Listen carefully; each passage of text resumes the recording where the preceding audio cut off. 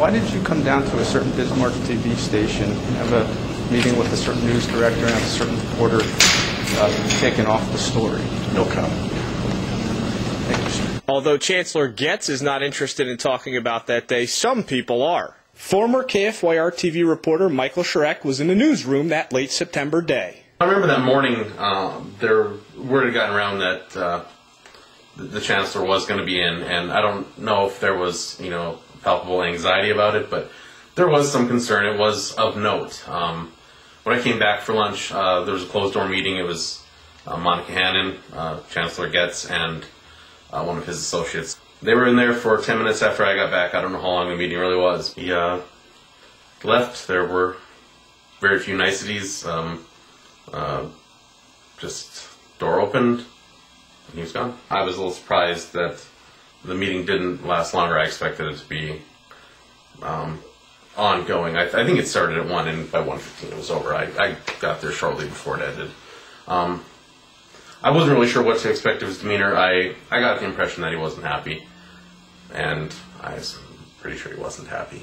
KFYR-TV in Bismarck promotes itself as the news leader. That was certainly the case beginning in early August when the Dickinson State University scandal began unraveling. Numerous sources came forward to me, proving there was much more to the story than what was being told by DSU, North Dakota University System, and State Board of Higher Ed officials. I did a bunch of stories with documents obtained through open public records requests, some which NDUS officials fought hard against releasing. But then, around mid-August, I experienced some confusing pushback. My bosses at KFYR-TV on the news side instructed me not to do any more stories with anonymous sources. Under their new rules, only stories with sources willing to put their faces and names on air would run.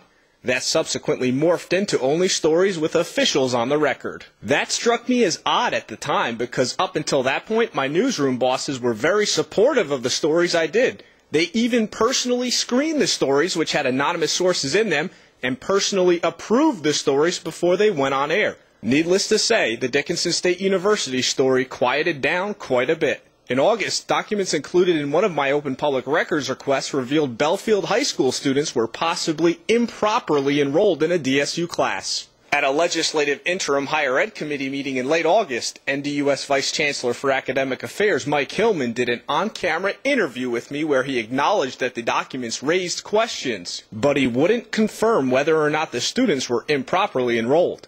That's the same day I approached State Board of Higher Ed President Grant Schaff with the same documents, but news management would not let me do a story on it until late September, after the Dickinson Press newspaper ran an article confirming that the high school students were improperly enrolled.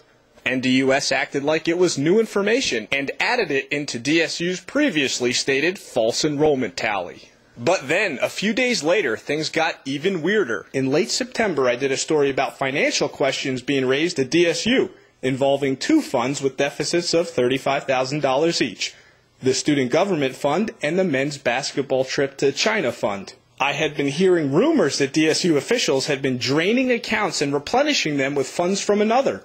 Bells rang in my head when I saw the two funds mentioned in documents posted on the NDUS website because I had heard that students were losing on-campus jobs because of a lack of funding, and I had heard about some problems with the school's dealings with China.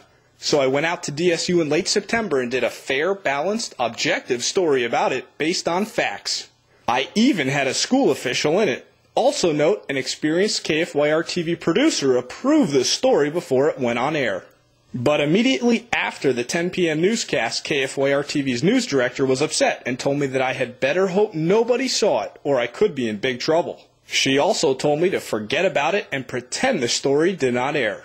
That night, I also put together a story which ran on the morning newscast about Tioga State Representative Bob Scarpel being concerned about the delayed release of the Minneapolis firm Larson Allen's risk assessment reports of all North Dakota colleges and universities. The next day, I was covering a legislative redistricting meeting in Devil's Lake when I received a phone call from my news director who was noticeably upset. She said that someone did see the story, Chancellor Goetz, and he was on his way down to the TV station to meet with her. When I returned to the station later that day, my news director told me that I was not going to be fired, but I was off the DSU story because according to my news director, I had lost my objectivity and was too aggressive. I respectfully disagreed and made my case, but at the end of the day, I told my news director that she is the boss, and I reluctantly accepted that. Outwardly, I don't see a reason why you were taken off. Fast forward a couple months later, on the morning of Friday, February 10th, 2012, I resigned from KFYR-TV.